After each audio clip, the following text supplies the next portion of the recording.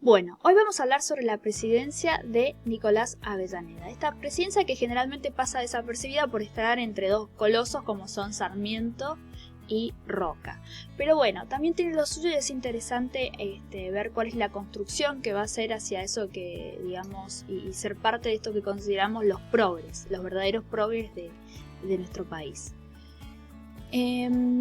Algo sobre la biografía de Avellaneda. Bueno, él va a nacer en San Miguel de Tucumán el 3 de octubre de 1837 y es hijo de Marco Avellaneda, que pasó a la historia como el mártir de Metán. Su padre era parte de lo que es era la política de Tucumán, y va a terminar oponiéndose a Rosas, que en ese momento estaba en un momento, digamos, cumbre de su poder. Tal es el caso que, va a terminar siendo perseguido por los federales y atrapado en la zona de Metán, donde es degollado. La forma en que lo degollan y toda la historia alrededor es bastante espantosa, y incluso se dice que, por ejemplo, su cuerpo se estuvo moviendo durante muchos minutos luego de la muerte, y a partir de esto su cabeza va a ser llevada a la plaza principal de Tucumán, a la Plaza de Independencia, y colocada en una estaca, ¿sí? Esto fue para que todos vieran cuál era el destino de aquellos que se oponían a el federalismo, entre comillas, que representaba un hombre como Rosas. Lo cierto es que cuenta la leyenda, y en realidad esto es cierto aparentemente por una carta donde Nicolás Avellaneda reconoce esto, que una vecina de Tucumán va a rescatar la cabeza y la va a llevar a los franciscanos, ¿sí? Van a pasar algunos años, porque en este momento pensemos que Nicolás Avellaneda cumplía 4 años, exactamente el mismo día en que lo matan a su padre, y ellos van a trasladarse a Bolivia junto con su madre, ¿no? Pero lo interesante es que cuando Nicolás Avellaneda se convierte en presidente, el obsequio que le van a hacer va a ser la cabeza de su padre, que había sido rescatada, y entonces junto a sus hermanos lo van a sepultar en esa cabeza, van a sepultarla en el cementerio de la Recoleta. Lo que ustedes ahí pueden ver es su tumba, ¿no? Es muy interesante, sobre todo porque habla de su muerte y nombra al tirano Rosas y relata un poco el episodio por el cual había terminado de esta manera. La familia de Avellaneda no se va a quedar en el lugar, ¿sí? Y su madre, Dolores Silva, tomó la decisión de trasladarlos a Bolivia. Pensemos que Bolivia era un espacio donde durante muchos años también se quedaron los exiliados que no podían vivir en la Argentina justamente por estas Rosas y todo su aparato represivo de alguna manera. Entonces los lugares clave fueron, si bien fueron Chile, o sea, específicamente Santiago, y por otra parte Montevideo, también Bolivia dio espacio y dio refugio a esta gente, entre ellos, por ejemplo, a los hombres que habían acompañado y que habían logrado escapar con el cadáver de Lavalle. En esa época vivía allí, sin ir muy lejos, o terminaría allí por estos años, Félix, justamente, en este momento no recuerdo el apellido, pero es uno de los hombres de Félix Frías, que fue el secretario personal de Lavalle, ¿no? Entonces, incluso el mismo Mitre va a terminar unos años en Bolivia, como vimos en la clase anterior. Él va a regresar a la Argentina con su familia, de allí va a viajar a Córdoba, donde va a empezar a estudiar Derecho en la Universidad de Córdoba, pero no termina, y vuelve a su ciudad natal, donde va a fundar algunos diarios. O sea que acá también vemos lo interesante que es cómo estos hombres, salvo Roca ya, ¿no es cierto?, que es una generación que va más hacia lo militar, este tipo de políticos estaban muy relacionados con los diarios, ¿sí? Era una forma también de hacer política, la de escribir en los diarios o fundar diarios ¿sí? Porque pensemos que en esa época los diarios incluso decían a quién votaban o a quién apoyaban, digamos, y era un uso verdaderamente político, real, ¿no es cierto? O de alguna manera no quedaban dudas de eso, ¿sí? Es un estilo muy liberal que actualmente en Estados Unidos, por ejemplo, se ve no solamente en los diarios, sino también en los canales. Nosotros sabíamos claramente, si pensamos en lo que fue la campaña de Trump, qué diarios lo apoyaban y qué diarios apoyaban a Hillary, ¿no? Bueno, eso es como para darnos una idea de cuál era el sistema en esta época en la Argentina. Va a completar sus estudios de Derecho en Buenos Aires, porque él se traslada allí a fines de 1857 y en el 58 ya está en esto, y ahí va a conocer a Sarmiento, con quien empieza a relacionarse y con quien terminará trabajando, y va a ser quien le abre realmente la puerta a el espacio político de una forma más grande, ¿no? Él realizó un interesante estudio sobre las leyes de las tierras públicas, donde explicaba que era fundamental que las leyes públicas pudieran de alguna manera venderse a bajo precio para que se fuese de esa manera ocupando el espacio, ¿no? Con la llegada de los inmigrantes. Pensemos que en este estudio se ve claramente todo lo que fue la política de Avellaneda, que por un lado fue el hecho de que llegaran inmigrantes a la Argentina, ¿sí? Y por otra parte la ocupación real del territorio. Entonces estos dos grandes baluartes se van a ver en este texto. Es interesante porque nosotros tenemos que pensar o ver cuáles fueron, digamos, las características o lo que persiguieron estos hombres antes de llegar al poder. Eso también habla del progresismo que tenían, no eran hombres improvisados que querían llegar para tener un puesto. Eran hombres que tenían cierta idea de lo que consideraban que era necesario en la Argentina. Así como Sarmiento lleva a cabo toda una política educativa en la primaria, ¿sí? Este hombre ya tenía planes con respecto a la inmigración y con respecto a la tierra, y por eso fue el gran impulsor de ambos aspectos, ¿no? Va a trabajar, antes de trabajar con Sarmiento, como ministro de gobierno en la provincia de Buenos Aires durante la gobernación de Alsina, que también va a ser otro de los hombres fundamentales en su carrera política, ¿sí? En 1968 fue nombrado a cargo del Ministerio de Justicia e Instrucción Pública. Justamente esto sucede cuando Sarmiento accede al poder, ¿sí? Y este era el ministerio más importante porque, para Sarmiento claramente era el más importante porque era el que llevaba a cabo todo lo que tenía que ver con la educación, ¿sí?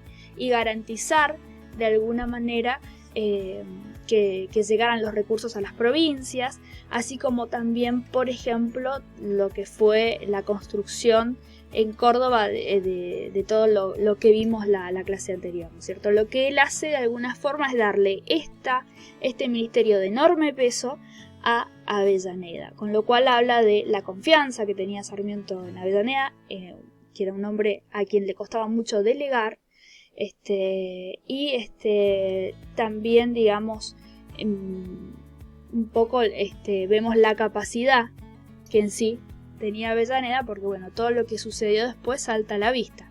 También es un punto que muchos revisionistas utilizan para decir que Sarmiento no fue el gran gestor de todo lo que fue el desarrollo escolar en la Argentina, sino que fue su ministro. Pero bueno, todos sabemos que los ministros siempre responden, y también en esta época, a una política propia del presidente, ¿no? Lo que hace Avellaneda es empaparse en todo este tema y continuarlo después a través de su propia presidencia, ¿sí? Él no deja, por ejemplo, de lado el Observatorio de Córdoba, todo lo contrario, sigue apostando a esto. Entonces, que incluso estuvo bajo su cargo el llevarlo a cabo, ¿no? Así que es muy interesante porque, bueno, se puede observar esto ya en Avellaneda. Algo que también habla un poco de su capacidad o de su honorabilidad, podemos decir, es que él va a renunciar al cargo para volverse candidato a presidente. ¿Sí? Él deja del ministerio, a pesar de que Sarmiento le dice que no lo haga, de que sus amigos le dicen que no lo haga, porque no lo consideraba algo, digamos, de buen competidor. ¿Sí? Y en 1874 va a ser electo presidente. ¿Quiénes estaban para ocupar ese lugar también, o quienes competían con él? Mitre, que quería una reelección, y también estaba Alsina, ¿sí? Alsina nota que no le alcanzan los votos de las provincias, pero considera que sería una gran jugada unirse con Avellaneda, ¿no es cierto?, darle su plataforma de votos porque era muy amplia en Buenos Aires, y de esta manera ambos vencer a Mitre, que es finalmente lo que va a suceder. Nadie esperaba que Avellaneda fuera el presidente. ¿Sí? Nadie tenía ningún tipo de inclinación por esto. Incluso los diarios se burlaban permanentemente de él, sobre todo por el tema de su estatura. Pensemos que era otra época, ¿no? Y bueno, esto es interesante porque acá, por ejemplo, se refleja, anteriormente de esta manera habían reflejado la llegada al poder de Sarmiento, a la presidencia, y muestra a las claras esta lucha, ¿no es cierto?, entre estos contrincantes. En este momento había sido Urquiza, ¿sí?, y Rufino Elizalde, pero bueno, va a llegar Sarmiento. Y lo interesante, por ejemplo, si pueden ver, es cómo Rufino Elizalde es sostenido por Mitre, que está de espaldas, ¿no? Así que todo lo que son estas caricaturas nos hablan mucho de la época y es muy interesante analizarlas. Con respecto a la presidencia, apenas se produce la elección, se va a llevar a cabo un alzamiento, un levantamiento por parte de Bartolomé Mitre, que va a ser apoyado por el ejército, parte del ejército. Por ejemplo, en Mendoza estaba Redondo, que se va a sumar, y es muy interesante porque justamente incluso se van a sumar algunos grupos de aborígenes, entre ellos la tribu de Catriel, van a recibir vestimenta del ejército. Mitre llama a través de los diarios para que se produzca este levantamiento y piden a través del diario de la Nación que la gente salga con armas a la calle. Por eso es que Sarmiento, que en ese momento era el presidente saliente, pero se tiene que hacer cargo justamente de todo esto, lo que va a hacer es prohibir que sigan saliendo a la calle una gran cantidad de periódicos, justamente los que pedían que la población se levantara en armas. Luego van a volver, ¿no? Totalmente. Pero bueno, de todas formas se va a poder solucionar este tema. En Mendoza, por ejemplo, Arredondo va a ser vencido por su amigo Roca. Roca va a estar del lado de Avellaneda y de Sarmiento, respeta las instituciones, pero como era amigo de Arredondo, más allá de vencerlo y tomarlo prisionero, cuando Arredondo es sentenciado a muerte en Mendoza por este levantamiento, sorpresivamente escapa, ¿sí? Y casi no hay dudas de que justamente fue Roca quien lo hizo escapar. Después la mayoría, en realidad todos, van a ser perdonados por el presidente y todo sigue como si no hubiese pasado nada. Y sí se van a dar épocas de conciliación, donde dejan de estar, digamos, en pie de guerra prácticamente, y épocas en las que está todo muy complejo desde el punto de vista político. Una de estas épocas de conciliación va a ser justamente cuando muere Rosas. Se enteran todos de la muerte de Rosas en Inglaterra y entonces hay un momento de unión. Pero antes, en 1876, se va a sancionar la ley de inmigración, que es conocida también como la ley de Avellaneda. Esta ley es muy interesante porque es justamente la ley que hace que lleguen al país de manera aluvional una gran cantidad de inmigrantes. Pensemos que llegan 6 millones de inmigrantes y bueno, se quedan viviendo en la Argentina 3, pero en muy pocos años, ¿sí? Ya hacia 1914 termina, ¿no es cierto? Pensemos que son muy pocos años y el gran impacto que tuvo esto en la población de entonces, más allá de lo que nosotros conocemos gracias a nuestras familias en general, ¿no es cierto?, de la importancia de lo que fue la inmigración. Así que es sumamente interesante esta ley porque lo que hacía, entre otras cosas, era, por ejemplo, pagar, ¿no es cierto?, el viaje. Les daban un espacio en la Argentina a los que llegaban, en el hotel de inmigrantes, después les buscaban trabajo, pero la gran mayoría de los inmigrantes en realidad llega porque otros inmigrantes que existían y que ya estaban en la Argentina les enviaban cartas diciéndoles lo bueno que era vivir acá y las posibilidades que habían. Pensemos que Argentina era un país muy importante, estaba al nivel de Estados Unidos en este momento, y nadie escapa a un país que está mal, ¿no? Nadie viaja a un país o emigra a un país que está mal. Entonces hay que ver eso y también tener en cuenta que era gracias a esta clase de políticos progresistas, ¿no? Pero bueno, esta ley lo que buscó fue facilitar mucho, incluso hacer propaganda para que vinieran de Europa. Algo que finalmente sucede y es fundamental para todo lo que fue el posterior crecimiento de la Argentina, porque no existía mano de obra. Hay una crisis económica, ¿sí?, muy importante que se va a producir justamente porque va a haber una crisis mundial, ¿sí?, pero además venimos de una crisis ya de por sí por la guerra, ¿sí? Esto genera mucha complejidad a Sarmiento. También tenemos las repetidas epidemias, por ejemplo la de fiebre amarilla, ¿sí?, también cólera. Todo esto se suma y hace que se deban hacer ciertos cambios para poder superarlo. ¿Cuáles van a ser las políticas que aplica Avellaneda? La disminución del presupuesto, pero una disminución real del presupuesto, ¿sí? Por ejemplo, van a cobrar el 15% menos todos los que trabajaban en el Estado. También va a haber una suspensión de la convertibilidad del papel moneda a oro, ¿sí?, algo que nos puede llegar a sonar bastante.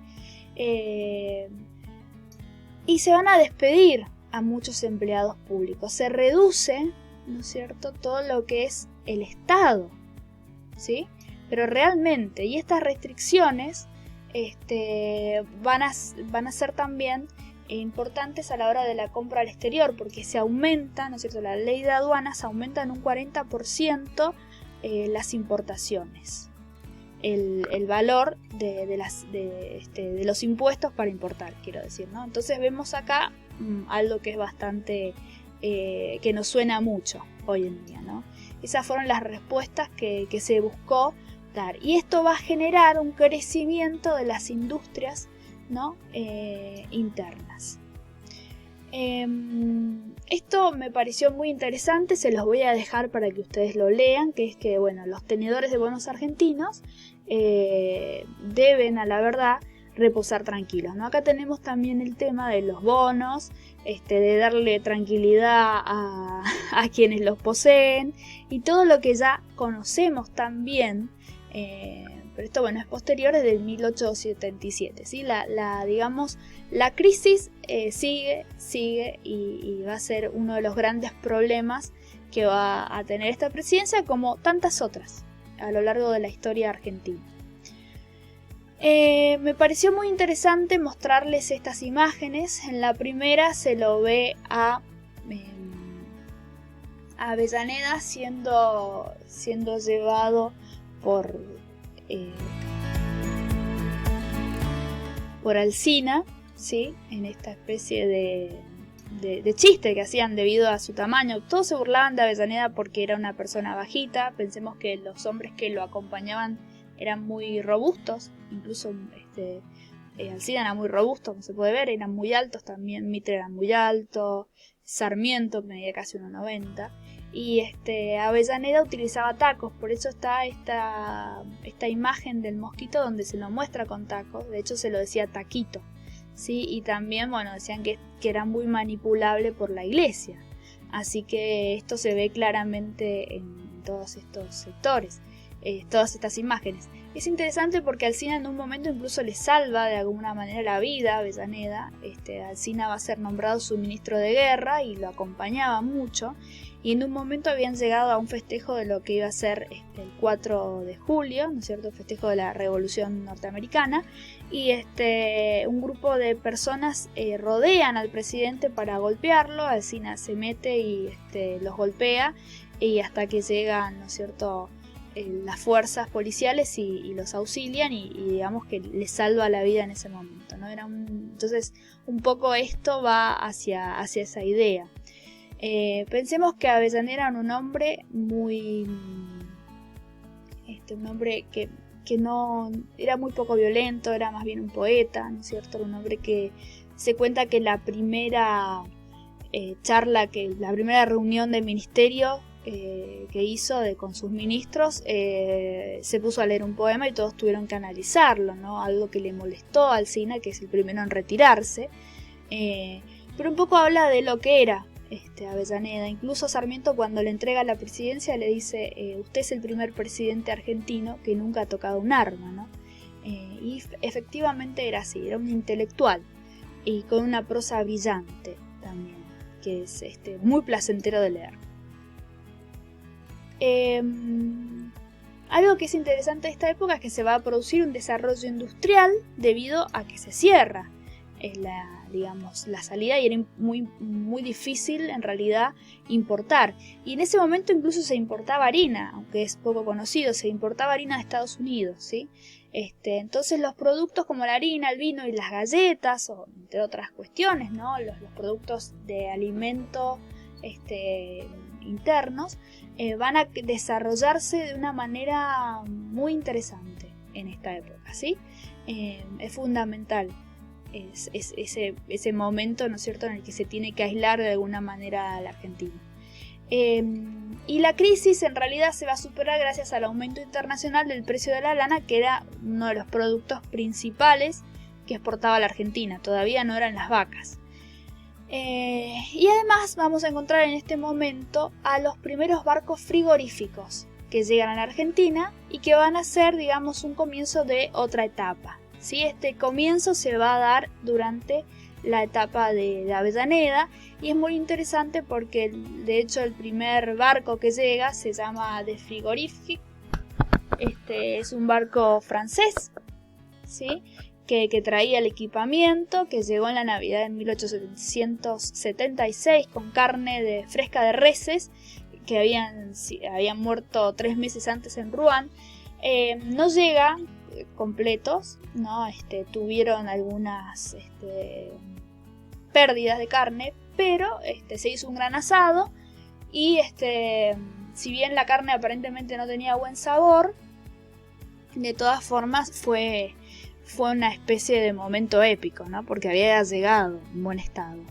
Entonces lo que van a hacer es la sociedad rural va a reunir, va a ser como una especie de vaquita, podemos decir de alguna manera, y también va a tener el apoyo del gobierno. Lo que van a hacer es juntar una gran cantidad de carne para que este barco los llevara hacia el otro lado del mundo, digamos que se fueran a Francia. Cosa que sucede, pero llega un tercio de la carne, ¿sí? O menos en buen estado, porque se rompe parte del sistema. Pero bueno, ya estamos en un momento muy importante.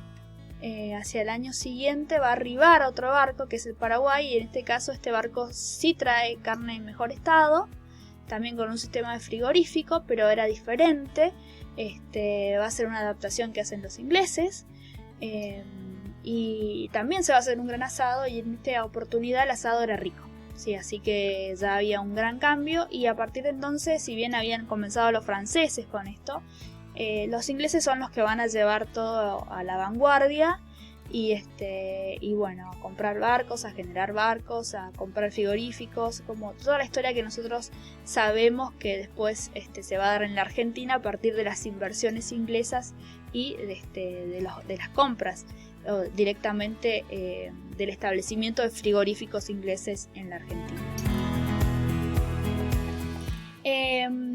Es interesante porque otro de los grandes puntos de lo que fue la política progresista de este gobierno fue el tomar y hacer ocupación de la tierra real, ¿sí? Pero antes de esto se va a producir lo que es conocido como la Zanja de Alsina, que fue un proyecto de Alsina, ¿sí?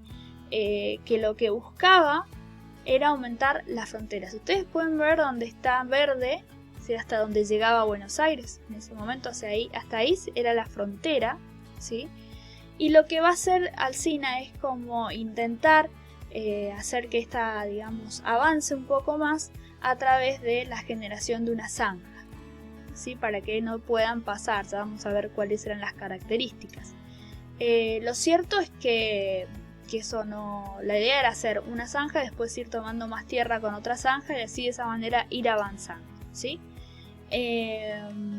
Para esto Alsina, que era el ministro de guerra, va a contratar a un francés llamado Alfredo Hevelot, que dejó unas crónicas impresionantes sobre esta época y sobre posteriormente lo que fue la conquista del desierto, porque él se queda en el país y va a participar también de esto. Hevelot va a ser un hombre que admira mucho a Alsina, obviamente, y que da muchas características de lo que fue justamente la construcción de esta zanja que él había ideado, pero que en general lo que hacían era dejar cada tramo a algún pueblo encargado, ¿no es cierto? Y lo que hacían era cobrar sobreprecios de manera increíble, y esto lo dice, pero no era que el Estado cobrara sobreprecios, sino los vecinos, ¿no? Los que se quedaban a cargo de la construcción le pasaban al Estado sobreprecios. Esto lo va a contar Hevelot y habla incluso de lo que él dice, que no comprende cuál es la gracia de la viveza criolla, ¿no? Así que es muy interesante ese texto para toda esta etapa, ¿sí? Alsina, antes de morir, porque él muere en 1877, se da cuenta que no estaba funcionando porque seguían siendo atacados, incluso se les dejaba mensajes amenazantes, así que también eso se refleja en el texto de Hevelot, si les interesa. Algunos detalles de la ejecución. Bueno, justamente esto es, la idea era, ¿sí?, hacer un foso, ¿sí?, y que la tierra después fuera colocada a un costado para que de esta forma también hiciese más dificultoso el avance. Si bien sabían que podían avanzar los aborígenes, saltando con un caballo, etc., no podían llevarse el ganado, entonces esto pensaban que haría que ellos no quisieran avanzar de alguna forma. Obviamente que todos se burlaron de esto. Esta es una imagen del mosquito, ¿sí?, que lo muestra claramente. Es muy interesante porque era algo que consideraban disparatado. Y aquí podemos ver en la actualidad, en algunas zonas de Buenos Aires, se puede ver lo que fue la famosa zanja, lo que queda de esa zanja, ¿no? Esto es lo que dijo Roca al respecto, ¿sí? Qué disparate la zanja de Alsina, y Avellaneda lo deja hacer. Es lo que se le ocurre a un pueblo débil y en la infancia, atacar con murallas a sus enemigos. Así pensaron los chinos y no se liberaron de ser conquistados por un puñado de tártaros insignificantes, comparando con la población china. ¿Qué quiere decir? Roca veía esto como algo totalmente ridículo. Esto lo dice en una carta a un amigo. Consideraba que Avellaneda era débil por dejar hacer esto, y consideraba que su superior, que en este caso era justamente Alsina, estaba en un error muy grande, ¿sí? Alsina lamentablemente muere poco después, muere a fines de 1877. Muere delirando en sus delirios. Dicen que lo llamaba Avellaneda. Incluso hay una carta muy interesante, una memoria de Avellaneda muy interesante sobre esto, porque él estaba presente. La muerte de Alsina va a ser muy dura para el pueblo de Buenos Aires, porque tenía mucha admiración por él. Y también lo refleja Evelot. Dice que se amontonaban alrededor de su cadáver, ¿sí? De cajón, y le robaban pedazos de mechones de su barba. Muere muy joven, y la idea de Alsina era acceder a la presidencia finalmente después de Avellaneda. Pero bueno, el destino no quiso, y ese vacío fue llenado por Julio Argentino Roca, quien es nombrado 3 días después de la muerte de Alsina como ministro de guerra, y lleva a cabo lo que nosotros conocemos como la conquista del desierto, y que vamos a ver cuando nos toque la clase que viene hablar sobre Roca. Espero que les haya gustado este tramo, y cualquier duda también será bienvenida. Muchas gracias y nos vemos la clase que viene.